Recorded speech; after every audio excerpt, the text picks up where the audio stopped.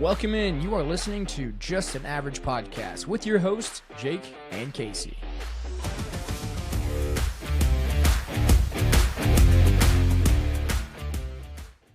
Went to a coaching clinic. We just got back yesterday, Saturday. What a great experience, honestly. When you did basketball, did you ever go to any coaching clinics or anything like that at all? I have never been to a coaching clinic. I don't have the same set schedule. Yeah, So it's really hard for someone who is not in the teaching field that's to fair. go to coaching clinics because I don't have it's awesome to be able to have summers off and stuff like that. I don't have that. Yes, I don't have it that is. privilege. So I would have to take time off of work to be able to go do some of that stuff. Yeah, Maybe eventually. I would really like to go to a couple coaching clinics. yeah, But I just don't know. I don't know. I've seen these, I'm not bashing people that go to coaching clinics because yeah. they can help you a lot. But I have coached against a lot of people who have been to a been to a lot of coaching clinics, and they don't. I mean, it doesn't seem like it really helps them anyway. Their coaching style is still very simple and basic, and there's nothing that looks their offense is not definitely anything that they took from a coaching clinic. Their defense is definitely not, their defensive principles are not from anything they took from a coaching clinic. It's just they go to them just to say they have the credentials, I guess. I don't know, but I feel like if I were to go to a coaching clinic, I would actually use some of the stuff that it was. Yeah, and that was provided, whether or not you went to the practices. So yeah. I mean, you see some of these drills, or you see the way that they are talking to these players, or the way that they are conducting their practice, and you're going to probably apply some of that into your practice. Yeah, speaking of the practice, it was so fast. It was so crazy, going from high school practices to seeing college practice. Well, they probably have 4 or 5 different stations at a time. Yeah, 4 or 5 different stations going on. And then I hear for us in practice, hey, time to get some water. We'll go, we have the water sprinkler thing. They go get a drink of water. They come back there. It's just everybody's walking around with water bottles. So it's squirting right there into people's mouth. Yeah. Yep. And then, hey, next rep, hey, if you drop a football, go pick it up, bring it back to the coach. Nope. They've got people for that. They've got people for literally everything. Hey, we're going from, the 20-yard line. And they have people set up an actual line. So they have this big little strip that sets down hey, this is where your right tackle and left tackle would be. So welcome to Division I. Yeah, Division I football. Athletics. Yeah. In general. Yeah, that's crazy because I bet they had probably 50 assistants there. Yeah, at least. I mean, it's so fast. The tempo, obviously, the whistle goes off. The horn, I guess I should say, the horn goes off. Next one. There was a little scuffle too. We got to see a little scuffle during practice. It was heated right at the end. Yeah, a little fight. But I mean, you're there for a reason. You're there to compete. So it was awesome. How long are the practices there? 2 hours. It was the one we went to was That's 2 hours. That's not bad. Yeah. Then. They probably have multiple practices a day. I'm assuming they probably do they walk. They probably do. They probably do walkthroughs and stuff, but then they probably have a weight training session and stuff like that where they hit the weight room. Yep. And then they had. There's a lot of speakers. So the biggest thing that is different for us because we are 8-man football. So the biggest thing that's different for us is the fact that we watch all these 11-man seminars. So it's basically all these 11-man coaches. There's people from Florida, Indiana, Missouri. They're all coming to present. And then I'm all right, this is great for 11-man. Now, how do I adapt this to 8-man? Because, it's tough because, hey, we're going to go spread. We got 4 wide receivers out. Well, if I have 4 wide receivers out, that means I've got 3 guys on the line and a quarterback. All right, well, I've got to try to adjust this now to work for 8-man. So it's definitely a challenge. So did anyone at that seminar or at that coaching clinic, did they give you any ideas for 8-man? Did any of them have any idea for that? So now that 8-man is kind of gaining some steam, there were actually a couple 8-man speakers. One was actually the defending state champs, was Amboy. So they were there, they were talking. And it's just a lot of the stuff that, we kind of already know a little bit of. I think I got the most out of the speakers that were there. So Todd Monken, the offensive coordinator for the Ravens, was there. And he was talking about Lamar Jackson and talking about, trial and error and hey, don't be afraid to make mistakes and whatever you do, make sure you do it 100% because in the end, that's what he had a story that said like he had to cut these things out and they posted up on a board like this is one of his first jobs that he had as far as being a coach. And the guy walked in, he goes, "Hey, this looks like crap."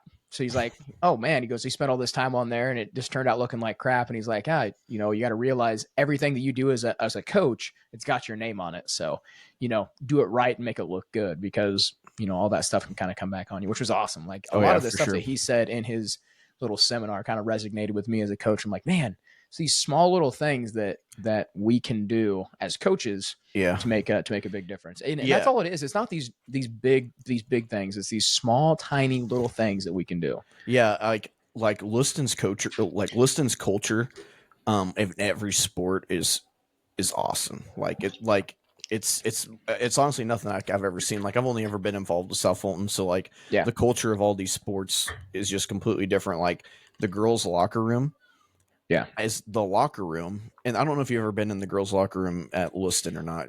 Probably not because I mean playing sports, so I didn't I didn't know. No, okay, obviously, yeah, you use the opposing teams when you go there. It's usually the girls' locker room. Yes. So they have the girls' locker room there. The boys' locker room's the same exact way. So like when a girls' team will come and go into the boys' locker room, it's the same way. So like they have like an actual locker room that's like a really long locker room that's just like lockers for the students and stuff like that. It's like a typical locker room. Mm-hmm. Yeah. Then you go to the back. And the back is where like the varsity basketball team gets ready. Like they have they have actual benches and marks like in your like own little area. Like you have your own number and everything like that. And you got benches and everything. Like it's so cool. Like I'm sure you guys probably have it. Well, have you seen that, right? Have you seen the football locker room? Like, I think we're kind of spoiled. Personally, I think we're kind of spoiled from the boys football locker room. Yes, because I ref there over Christmas or not Christmas. It had been like January, February or something. There was like a JV tournament there and I refed it basketball and we got ready in that locker room and it was pretty sweet. It's pretty nice. And they just redid it. Like the bathrooms are different, obviously. Yeah. You got the shower down there. So there's two separate rooms. So you have JV locker room and then the varsity locker room. I mean, they have their own lockers, stuff they can put stuff in. It's sweet. And then like, obviously, seniors get to pick their lockers first and just it's a nicer area. It's closer to the bathrooms and whatnot. But, but I would just like to put some quotes up there and eventually put some quotes up there and just kind of make it like super nice and just like maybe like get it repainted eventually sometime because like the paint on the floor, like it looks, it was nice at one point, but it's been so long. It seems like since like stuff has been like redone there. Yeah. Like in there, it's just like kind of old fashioned a little bit. Like I would like to just kind of revamp it a little bit. So like that way, like when you walk in there, you're like, man, this is nice. Like this is like, I want to be a part of this. Like, for sure. And that's like you said, like stamping stuff on your, like, doing something. It's yours. It's yours. Yep. It's yours. But this actually ties in perfectly with our topic today. It's our all-time favorite athletes, whether it be past or present growing up. But before we get into that, we're still kind of on this topic of sports, being high school coaches. Where did your love for sports like come from, like growing up? Honestly, I don't like, and this may be like, a super simple answer, but like, I don't think I ever didn't have a love for sports. Yeah. And I don't know like where it came. Like, my brother was 13 years older than I am. So like, I really didn't like get to watch, like I don't remember watching him play. Like, so I wasn't like one of those brothers that, he was 4 or 5 years older than me. So I watched him play as I grew up, and as he grew up, I watched him play. I didn't get that privilege. Yeah. But I don't know. Like, I felt like I always had a basketball in my hand, like just growing up. And like, I don't remember like not having a basketball or a baseball or a football in my hands, like as a kid, like, and then my love for basketball grew even more. And then like my love for football and baseball just kind of dwindled, like playing wise. Yeah. And, and I got into track a little bit and stuff like that. Like once I got into junior high, but, I don't like, there wasn't like a specific thing that got me loving a sport. I just think that like being good at sports was enough to love it, I guess. I don't know. Like, I don't know how to explain it. Like, I just don't ever remember a time when I didn't have sports in my life, I guess. Yeah. And I mean, so like, obviously we played sports together growing up, baseball especially. Yeah. I mean, we were always on the same baseball team growing up, but yeah, it's kind of the same way. My brother is 7 years older than me, so like I would go watch some of his football games, but being that much younger, like you're Yeah. watching the football game a little bit, and then you're kind of playing around in like the open grass and whatnot, and just playing with a football, tossing a football around. So I think it's obviously seeing that. My dad watched, big Cowboys fan. My dad always watched football.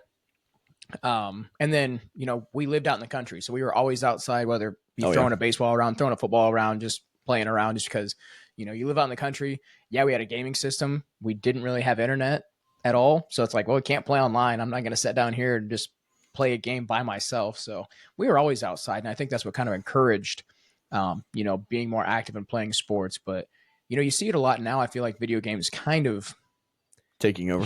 Hinder a lot of a lot of kids from getting outside. It's like I'd rather sit inside and play my video game or whatnot than go outside and do things outside, which it kind of sucks. It definitely hinders me as a coach with trying to build a football team, because all these kids they don't get exposed to all these sports growing up, and I think that's a good thing. I think obviously now being a father and having kids, that's one thing I'm going to do. Like, we're always outside. I'm always like, just even though Liam's only like 2 years old, I'm always like, hey, putting a football in his hand, putting a baseball in his hand, baseball bat, basketball, soccer ball. I don't care. Like anything. Yeah. Yeah. I mean, he likes it. He wants to go outside. Like, that's what I love. I realize we don't have the biggest backyard, but like we can go 40 minutes down to Astoria, and my parents, they live on a farm. So it's just like the most open space for them. And living in a bigger town, yeah, I mean, you have access to a whole bunch of things. You have access to really good parks.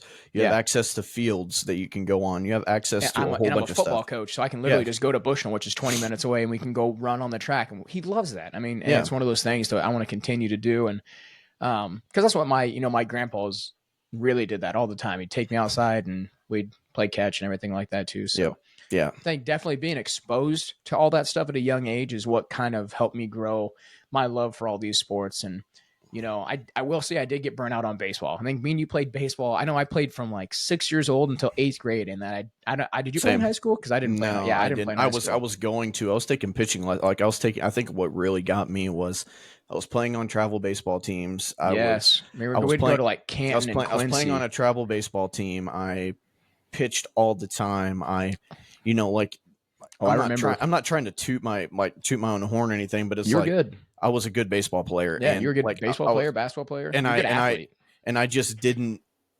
I felt like I was just committing so much time to baseball, and I kind of regret it now, because I've turned down a lot of like travel basketball stuff. Yeah.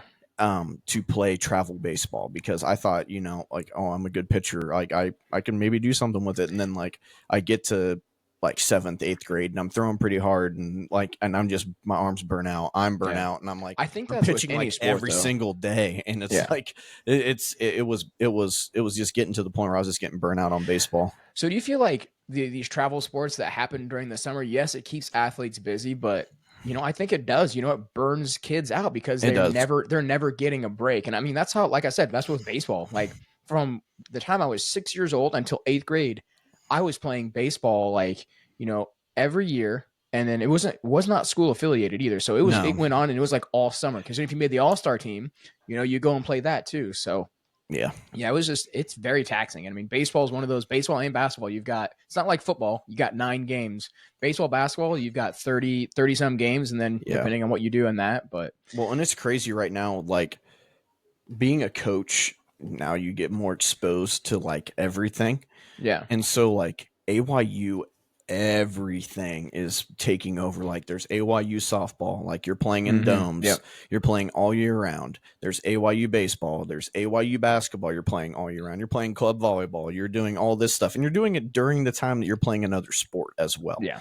And it's like, that's tough. It takes away from the other sports. Like during the summer, there are kids that are playing 2 or 3 different sports and literally doing stuff every single day. Yeah. And it's like, I mean, I love sports, don't get me wrong. I do too. But I couldn't do 3 sports. It was bad enough. it was bad enough doing one sport 4 days a week, 5 days Yeah. a week. I mean, it was Well, like then it was nuts. we were also in, I know nerds here, we were in drama club too, so we'd like get done with practice, like if we had track or baseball, and then you go to the play practice, which was like 8 to 10 o'clock at night. So I mean, Yeah, it there's was stuff a with lot. that. There was stuff with that too. I mean, like you wouldn't even have time to eat supper or anything. Like No. you would go like I would go home remember, and nap. I would go home and nap and then wake up and go to I play practice. remember we would have basketball practice because it was before because ours was always in March, Yeah. right? Or Basketball no. The play was always in March, play was right? in March, yes. So it's like so we'd have track. but we'd have no, but we had practices like a month or two ahead of time. Yes, We'd always do because we'd always prepare that way. And it's like I would go to basketball practice, I would practice till 5:30, and then like it would start at 6. And I wouldn't have time to go home and You talking change. about play practice? Yeah. Our play practice didn't start. Our play practice started at like 7. I thought like 7 or 8. Really? Yeah, might have. I swear it started at 7 because that was the thing. Like you allowed the athletes to go home, shower if they needed to, and then come to play practice. So it was They'd literally be like there till 10. Yep. Yeah. 10 o'clock, which was insane, especially like dress rehearsal week. You'd be there. You'd be getting home at like 11:30 Yeah. and wake up. I'm like, I couldn't do that now. I literally couldn't do that now. Yeah. But that's a nice little segue too. Our current involvement in sports, obviously, I coach high school football head coach there in Bushnell. And then I help out with track, and you also do track, correct? Track I haven't helped out yet. But yes, I'm going to be helping the junior high. I haven't heard anything back about the high school. It's whatever there, but the junior high, I'm going to be helping with a little bit of field event stuff, mainly the high jump, just teaching kids or helping kids out with a little bit. I guess because I guess that there's like 8th grade kids that do high jump. Yeah, it's nuts. And then you also do girls basketball, JV girls basketball. JV girls basketball. Yep. Yeah. Speaking of track, we actually just had an freshman athlete. He qualified for the indoor championship as a freshman in the 60-meter hurdles. I think he got like 20th out of 24, like there. Yeah, we had. Apparently he didn't, but he's a freshman. I'm like, dude, you've got a lot ahead of you, especially if you're going this as a freshman. We had a freshman girl who started varsity basketball. Yeah. For us, she qualified for that state indoor meet for the 400 meter and the 60-meter hurdles. That's awesome. Yeah, she's an athlete. Yeah, I mean, this kid that I have that's a freshman. He didn't start this season for me for football, but by week 3, I'm like, all right, I got to get this kid on the field. From week 3 on, he led our team in solo tackles. Wow. As a freshman, which is, I don't know, that's I mean, that's not a great thing. Good or a bad thing. It could be a good or a bad thing. But he was just always, he plays with instincts. Like he's smart, but he's just got such good instincts too. As a freshman, which is awesome. So you got plenty of room to grow with that. Really excited to see, you got a pretty decent freshman group, like kids that want to work hard, right? Out of that. Yeah. Freshmen want to work hard. The incoming 8th grade class wants to work hard. Everybody wants to work hard. It's just about, getting the ones that, are kind of on the fence about playing football, like getting them in the weight room and fully commit and then like working hard. But if we could work hard year round, now we work hard during football season and like right before football season starts. But like I teach the weight it's hard to training get them class. Out, yeah. And I get it. You're burnt out a little bit, but I'm not asking people to go in there and bench 400 pounds and squat 500 pounds. Just like go in there and exercise for 25 minutes. Get a routine. That's all I need. Something. Yeah. Yep. And they have a routine. I give them papers and stuff and everything like that. But see, and that's a good thing about you being involved, like you being in the school district and you being a teacher, like you have these involvement with these kids, like they know you and they build that trust with you and they're like, okay, well, we'll give it a shot, Yeah. And it's hard to be an outsider and, I'm getting more involved in the school and stuff like that. And like some people know me and like I do, like right now I'm doing like these Sunday workouts, like Sunday workouts in the afternoon. And we're just I just started that actually. Yeah. And, like the numbers are really good. Like we had 11 or 12 girls come in and like we had some miss, like some like 3 or 4, 5, 6 missing.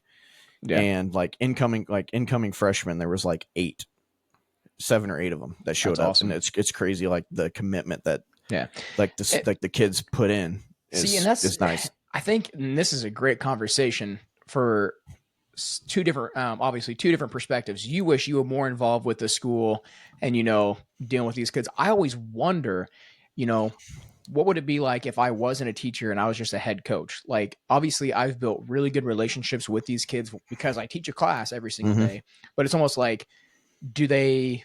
It's the separation of like, because when I walk onto the football field, and I'm sure it's the same when you walk on the Separation basketball court, between friend and football, coach. not even Not friend. It's friend, just but like it's just I'm different in the because in the weight room I don't have just all athletes. You know, there's people in there just trying to get in you act shape. So it's different. just Yeah. like I'm gonna act different. When I walk on a field, like we are working towards a goal here. Like Yep. it's football season. We are trying to win. We're trying to Yep. win games. Like this isn't like a joking matter. Cause I'm super laid back in the weight room Yep. and stuff like that. And you know, I feel like you can't get that separation. I mean, I think it's someone that's like you're a parent and your manager. You know, if you have a parent and a manager and you're like a, you know, an athlete, you know, you Yep. can't have that separation from you got to find the separation between parent and an agent. You know, it's Yeah. just I feel like it's the same thing. Whereas if I was not part of the school, like you coming in, it's like, oh, they don't really know you as well. Like they just know you as the coach that you are. They don't know you as if, you know, you were you know, part of the school and maybe you taught a class. Like Right. that separation can be kind of hard and challenging for some students, for sure.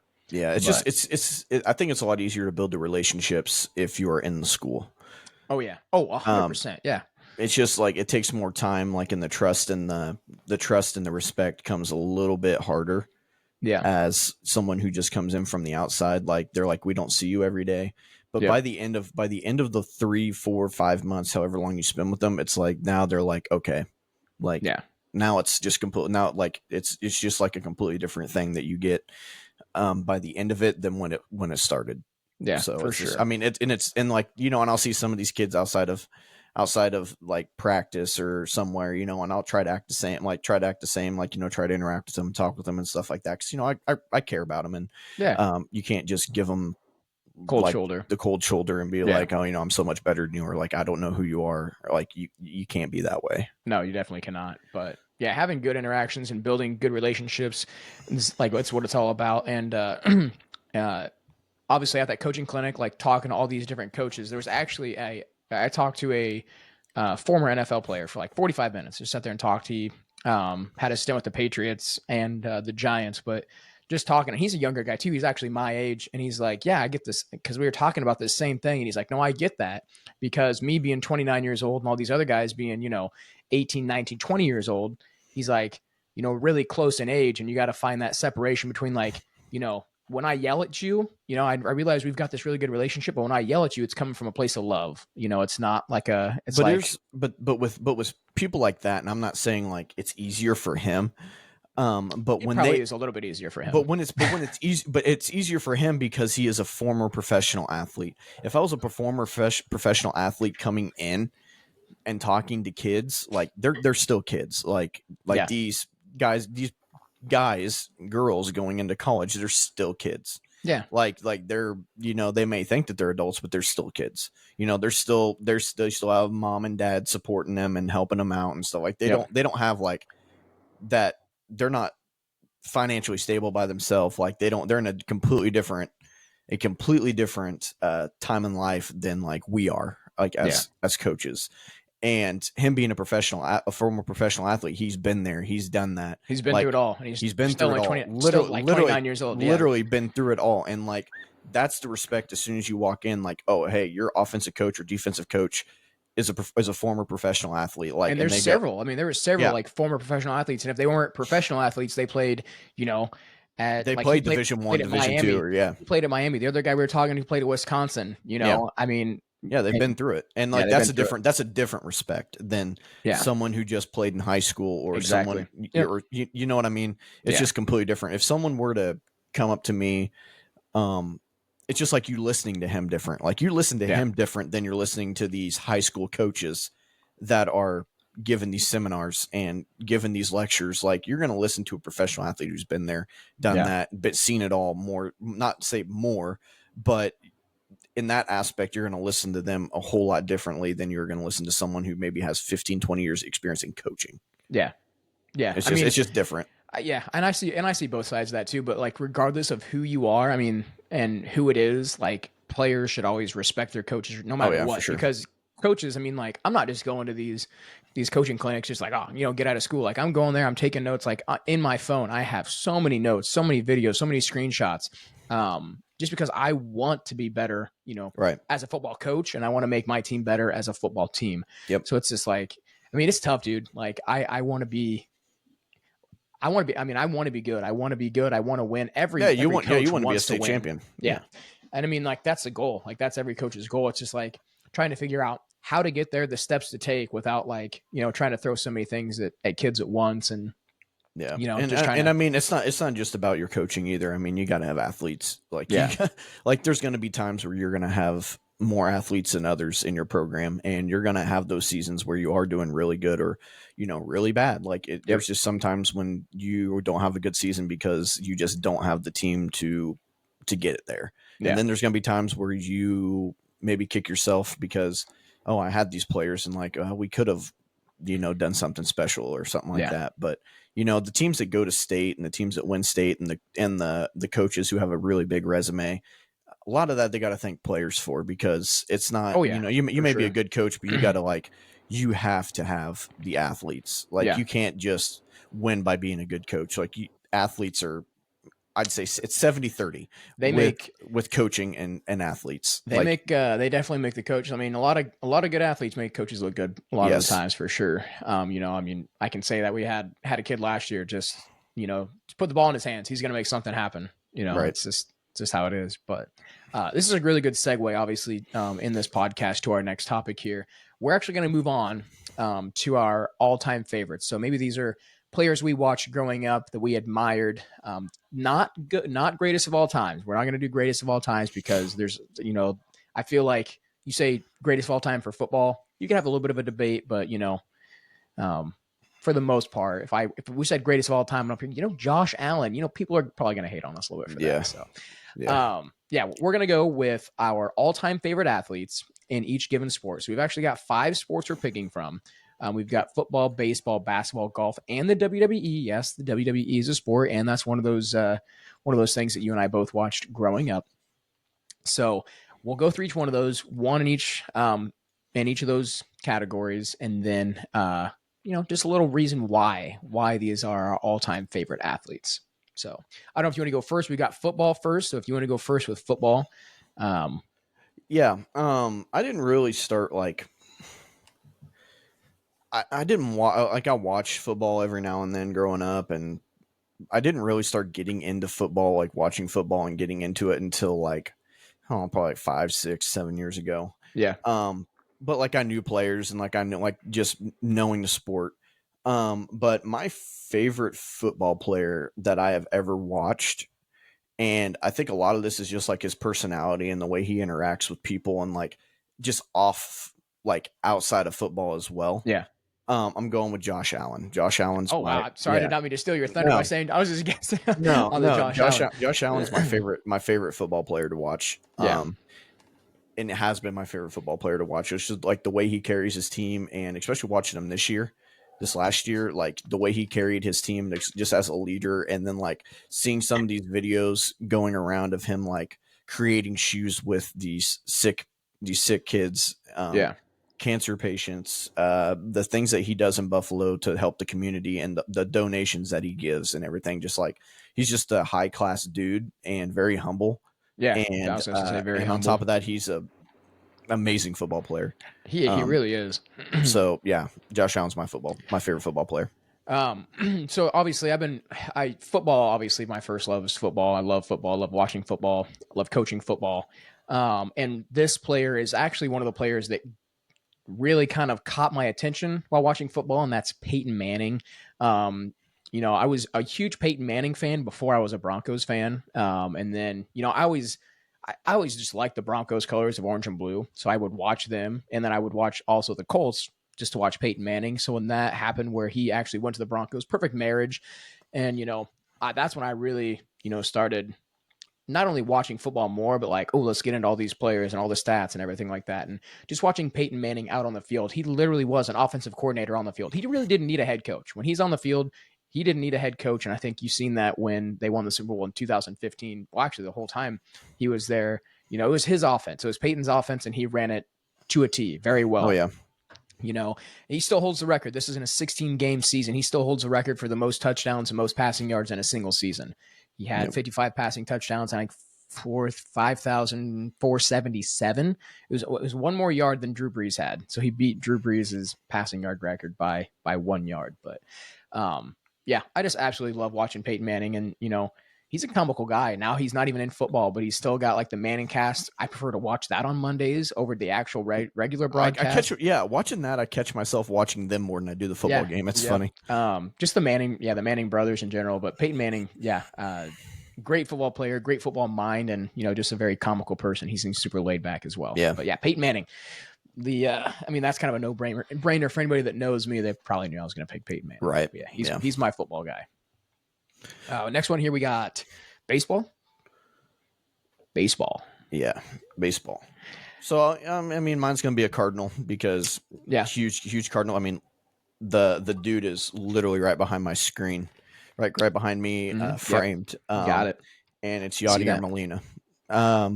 Just watching him play baseball, like literally watching him as I grew up, and getting more into baseball.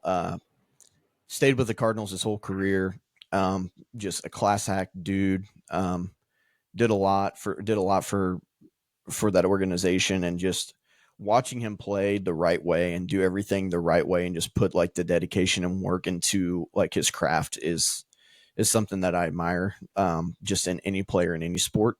Yeah. And just the way that he conducts himself, and just pretty much, I mean, and just the Cardinals organization is a very classy organization, and to be a true Cardinal, you have to display that.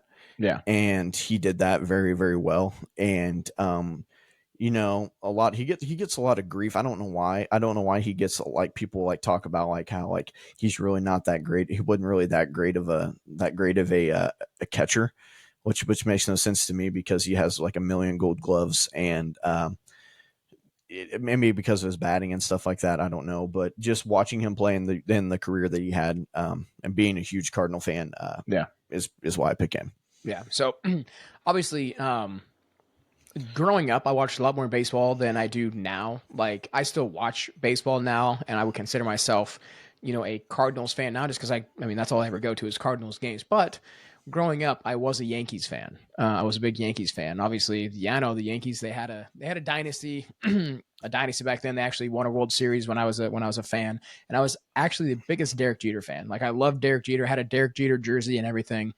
But I think it's just for the simple fact of how phenomenal of an athlete he was. Just being able to watch him, and obviously he was a huge contributor to that dynasty. But yeah, being able to watch him and all the things he was able to do. Once again, we brought up Josh Allen, him being humble. Jeter is kind of that same aspect, like a super humble human being. And he did it all the right way. Yeah, all the right way, and just a really clutch competitor.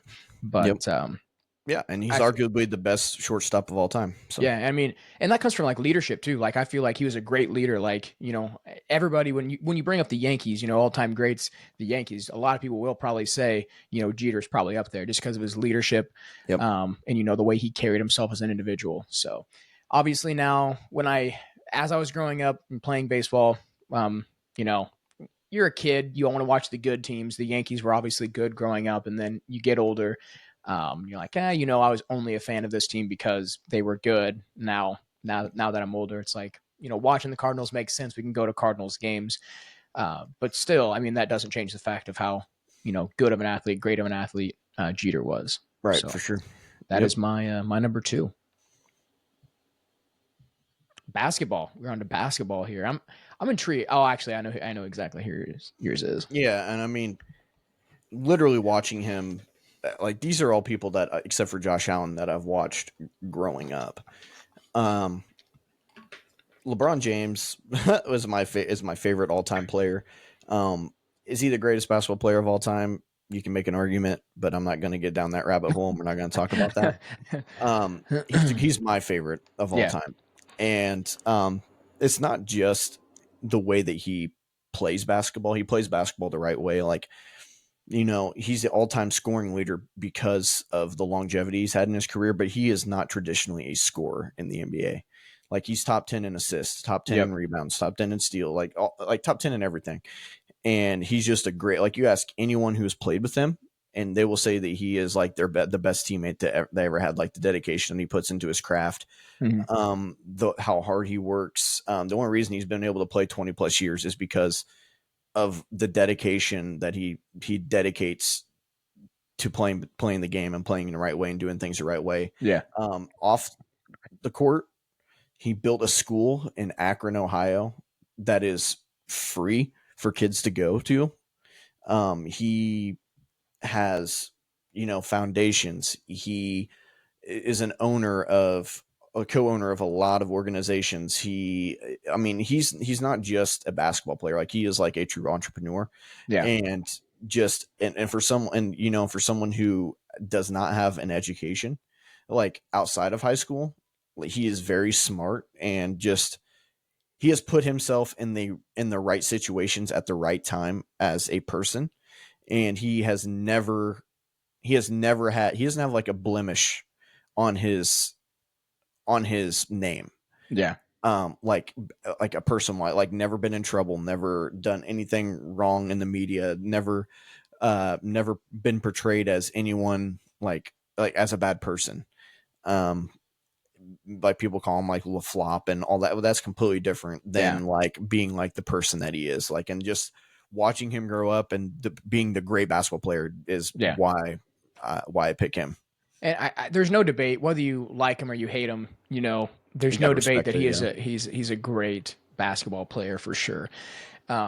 I like that pick. And there's a lot of people that don't like LeBron because of the reasons you said, but him being a flopper, him being a crybaby or whatever, but he's a good basketball player. The reason he's been able to do it for this long is because of, the time he puts in, the hard work he puts in, and he goes about it the right way. So I do like that pick. Obviously I have not watched professional basketball as long as you have. I can honestly say I probably started watching 3 or 4 years ago. This was, well, obviously, so we're going to start off 3-time MVP Nikola Jokic is my my pick here. Probably not going to win a fourth this year. I think he's second in the running this year. Yeah, I Shea's think Shea's going to get it. Yep. But he is just one heck of a player. I can honestly say he is the reason I actually watch basketball. So he's the reason I got into basketball. I'm a big podcast guy, so I listen to a ton of podcasts, and I listen to a Broncos podcast daily.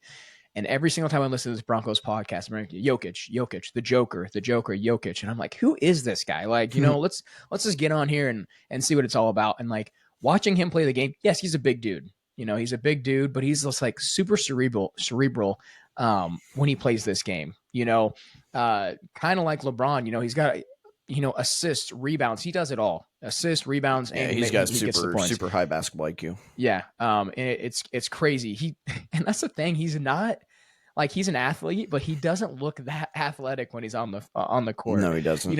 I don't know if you just seen the game. Was it 3 nights ago? Half court shot, just nonchalant half court shot before a half, and just drains it. And it's just like, it's things you don't see from guys his size doing that kind of stuff. And I remember the game last year when they were playing the Golden State Warriors, literally over his head, just throws the ball up with like 2 seconds left, makes it to win the game. But I think he's the only player currently in NBA history to have the first ever 30-20-20 triple-double, I do believe. And he had like 30, I think I actually have the stats here, 31 points, 21 rebounds, and 22 assists in a game, which is awesome. But as far as triple-doubles go, he is third or fourth now. I'm sure he'll probably pass it. I'm sure he'll probably pass it. And his teammate Russell Westbrook has it right now. Westbrook has it, and then it goes Oscar Robertson, and then him. And then Nikola Jokic, I think. Jokic, yeah. Which is insane because he's 29 years old. I can see him obviously playing, which 29 for basketball, it just kind of depends on the person you are. For him being a center, I think he's going to obviously play a little bit longer.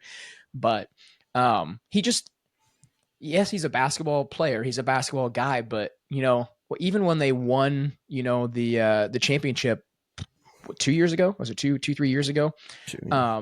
They talked about a parade, and he's just like, oh, I don't want to go to a parade. He just wants to go home and ride his horses. Like, he's a big horse guy. He doesn't just ride his horses. Imagine how big that horse has to be for him to ride. Yeah, no kidding. Because he's a big guy. Touch the ground on. Yeah, but you just imagine him riding a horse. Yeah, Yeah, I've seen pictures and I've seen videos. It's the funniest thing, but it's the fact that like he is just seems like the most laid back guy. Like you can tell he I think loves basketball. I'm pretty sure he owns horses and people race them for him. Really, I see could be that wrong. I could be that wrong. I think that that I did not know. I think that he owns, because he goes to a lot of horse races, I think. Yeah, And I think that he owns horses. I could be wrong. yeah, and then I'll finish this up here, but this could be a hot take. I think by the end of his career, he's either top three, if not one of, or the best center of all time. By the end of his career, there's a lot of really good centers Yeah. out there. It's tough. Yeah, I know it's tough. Well, it goes by, and it's, We got I'm not going on this GOAT conversation here. yeah, But it goes by generations, in my opinion. Like you Yeah. have the greatest center of all time, like in Chamberlain. this generation. Yeah. This generation. Like it's just completely different because athletes are completely different. And Because you'd probably generations. say like Wilt Chamberlain's probably the best, the greatest of all time. Shaq's No. probably up. I mean, you got Kareem. Yeah, yeah. I've talked to a lot of people that watch basketball for a long time and say like Wilt Shaq- Chamberlain. I think Shaq is probably the most He's dominant good. big man of all time right now. See, now we're talking most dominant, but like Shaq is definitely the most dominant. Nikola Jokic is not the most dominant. I don't think center. He's just smart. He's his IQ is really high. He's a versatile center. Like he's not a bona fide center, in my opinion. Yeah, I agree. But yeah, I'm going to go ahead and stop there because we could talk about this forever. Let's go on to our next one, which is golf, which you've been watching golf a little bit longer than I have, or a lot longer than I have. So I'm sure our picks are going to be different for different reasons here. A lot of people would probably think that I'm going to go with Tiger Woods, and that's not the case. Oh, I hope we have the same person. I really do. I'm not going with Tiger. Not just because that's like an average pick, but the more I watch golf, the more I love watching this player play. Oh, I hope we see the same person. And I just his values and his morals, and the way that he talks, and the way that he just plays the game, just makes me really like. And when golf is on, whether he's winning or losing, I'm watching his featured group all the way to the end. Like I don't care who's winning. If he may be 2 under and the leader may be 10 under, and you may be having a terrible round, but just the way that he plays and the way that I just love watching him. I've got a guess. But go ahead and tell me. See if I get it right. I'm going Scotty Scheffler. Oh, okay. That's not what I thought. No, for some reason you were talking. I was going to say Justin Thomas. And I'm not picking Scotty Scheffler because he's the number one golfer in the world. I'm picking him because he's a God-fearing man. He's just like this perfect figure of a professional athlete. Yeah. Like he doesn't care about obviously everyone likes money. He doesn't care about that. He just cares about playing golf the right way. He cares about his family, his friends. He cares about everyone, his kid. He was winning in the Masters. I think it was when his wife was pregnant. It was the Masters or the FedEx Cup or something. Can't remember what it was, but it was a really, really big event. And he was winning it after the second day, and his wife was potentially going to go in labor. And he said that if she were to go into labor and he was winning, he would leave. Yeah. And go like watch his kid. How many people would say that? Like how many professional athletes would leave when they're going to potentially make $25,000 or $25 million, not $25 million to go watch their kid. I mean, that's I might get a lot. That's a it's a nice little chunk of money. It's a nice little chunk of money. Yeah. But I mean, you obviously only get to see your kid born once, or you only get to experience that. That kid once. If you have multiple kids, obviously you get chances, but just the way that he said that and the way that he acted with that was like, I'm like, wow, like this dude really just plays golf because he loves it. He doesn't do it because he doesn't do it for the wrong reasons. He does it for the right reasons. And I'm sure you're going to have people listening to this and you're going to be like, oh, he just got arrested last year. And I feel like, that's obviously just a big misunderstanding. Big misunderstanding. So, and he took it like so he did it so professionally. And it wasn't like, oh, I'm the number one golfer in the world. What are you doing? Like, no, he's just like, what's going on here? Like, why am I getting arrested again? Yeah. But no, I like that pick a lot. And I do like Scotty Scheffler. I think he's a great golfer. However, not my favorite golfer. I like all the reasons that you said, but my favorite golfer is actually Bryson DeChambeau.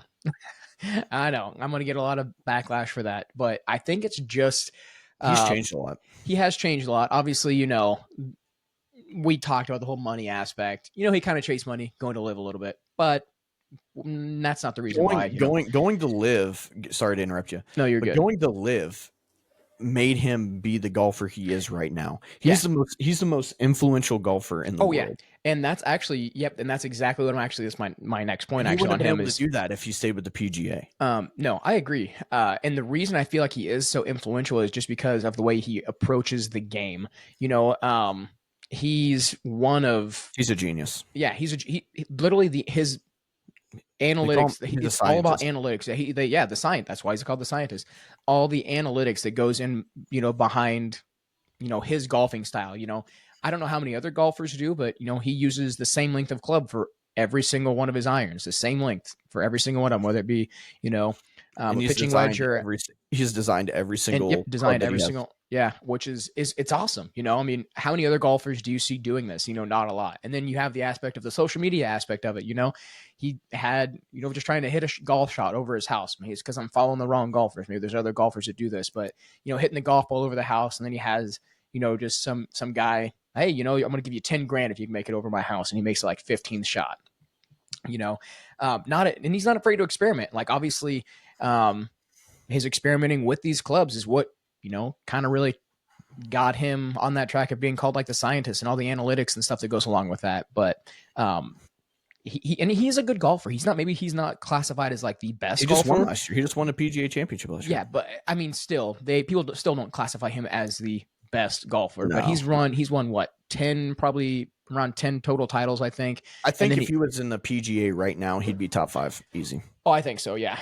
And then Greenbrier in 2023? He shot a 58, which is the lowest score that's ever been shot at Greenbrier. So shot a 58, and that was one of the live tournaments. But and then great fan interaction. Like you always see him riding around with just other social media influencers and hanging out and having a good time. Now. I think I love how him going to YouTube has changed his perspective on everything. Yeah, I agree. See, and this is the biggest thing. Is great. Him going to live was the best thing for him because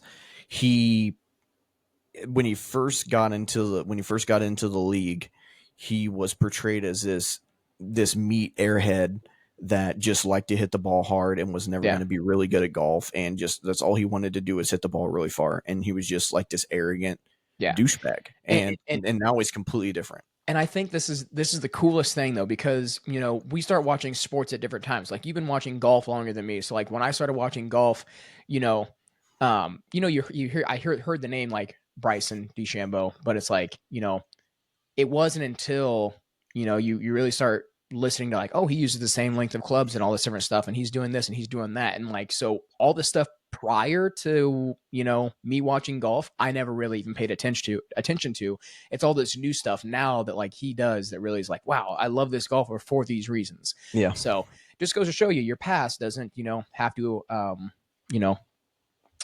evaluate or predict your future. So yep, for sure. All right, last one. WWE. Now, whether you want to call this a sport or not, it is a sport.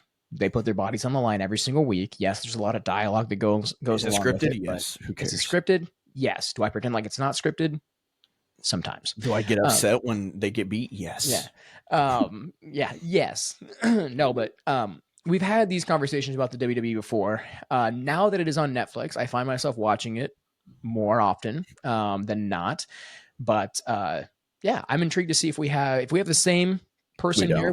We don't. We're not gonna have the same person. I guarantee we don't, because when we did that podcast about the Elimination Chamber, we definitely don't. Okay. All right. Well, then we're gonna go ahead and see who your favorite WWE wrestler is. Just growing up, like this guy came in when I was, just starting to really like watch wrestling, and he was in that era that had probably arguably the greatest wrestlers of all time in it. And just his mannerism and like his dedication to the craft too as well. Like these people that I pick are like all dedicating, like just how good, like how much they put into it is what really gets me to really like him and watch him and stuff. And up until recently, he kind of upset me a little. Not really upset me, but like just kind of the way that he's going out is kind of like for me. So it is. Who is it then? Who's John Cena? Yeah, we have the same person. Mine's also really. John. Yeah, it's John Cena. Oh, Yeah, for okay. sure. Okay, yeah.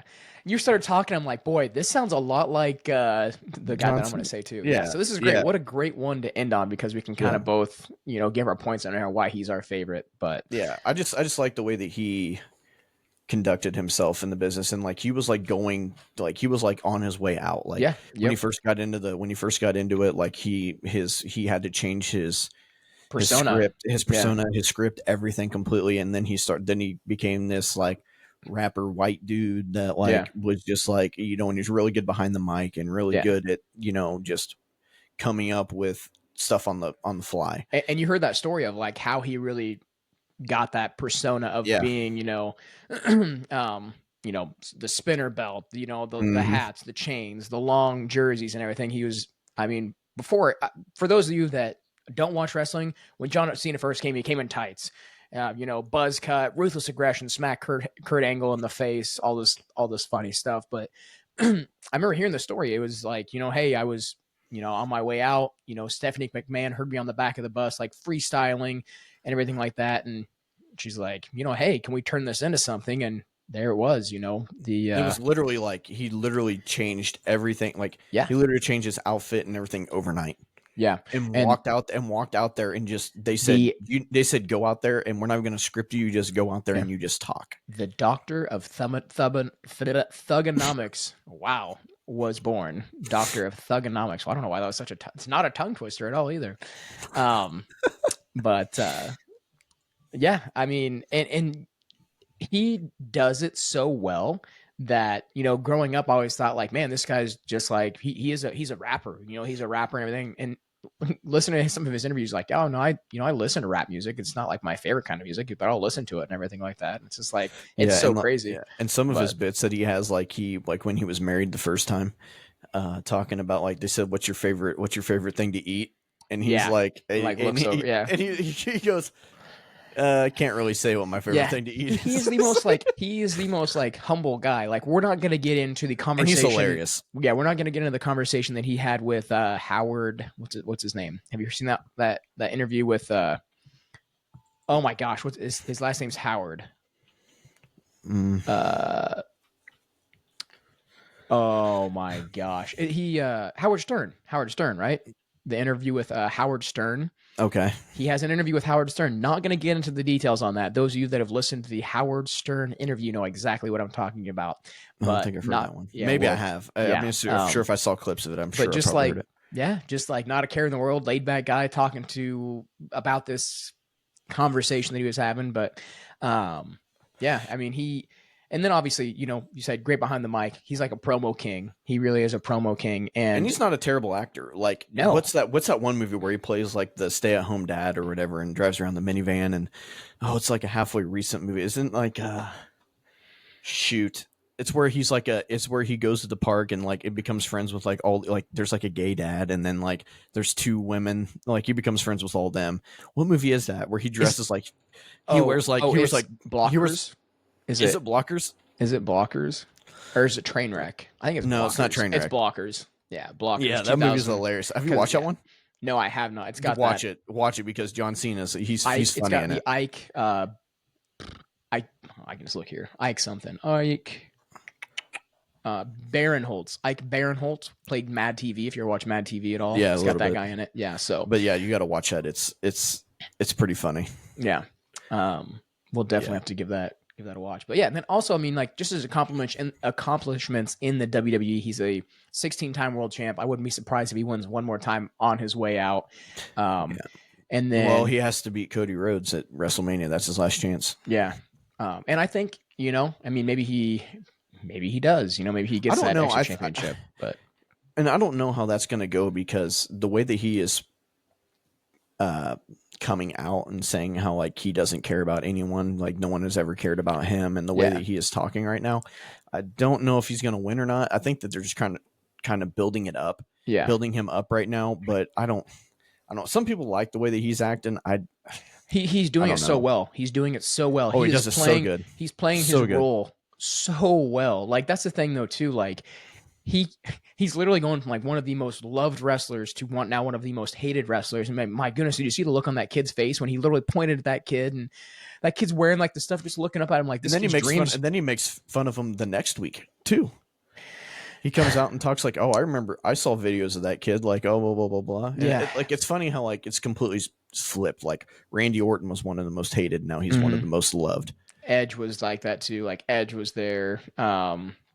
At one point in time, like Kane was there. It's like the whole Kane and Matt Hardy thing. Like I think every wrestler, even Matt Hardy was down there one time when it was like, oh, I burned Jeff because Jeff Hardy's house burned down, whatever. And then that was that whole storyline. But yeah, I mean he's doing it well. He's doing his part really well, So he in that aspect he is a really good actor too. But and then just this last little point here I'll make.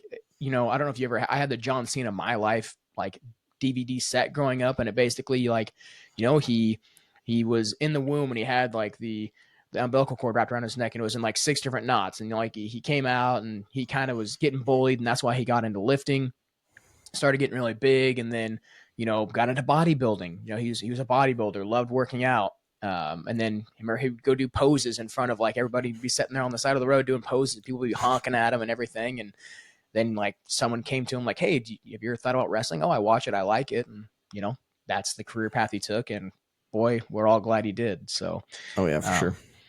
Yeah. I think that's a great way to round out. Any final thoughts on John Cena though, at all? I mean, just a great athlete as well, works at his craft, good at his craft. But yeah, definitely evolved too over the years. Oh yeah, for sure. You have to. If you want a successful career in anything, you got to evolve with the way that the sport is transitioning. That's just everything. Yeah. I mean, I mean, my goodness, the industry literally revolved around him there from like 2005 to 2014, 15. It's like for like 10, 12 years. It did revolve around him. Oh yeah. So, but yeah, I think that's good. I think we're getting to the end. Hey, we gotta shout out a podcast. Oh. Shout us out, right? We can't end on just this timer's going to shut off and everything. We got to end it with a bang, and end it with some people that we know. We got that are doing a podcast. Definitely got to give a shout out. Garage Time Podcast had a great sports podcast today. If you guys want to listen to another really good sports podcast, Garage Time, they have a lot of really good information. Right now, they're doing a lot of March Madness stuff. You can stay up to date with all their TikToks they do every single day. YouTube, Garage Time. Go check them out. We'll leave their link in the description. Give them a like, give them a follow. Thank you guys for tuning in. We'll see you in the next one.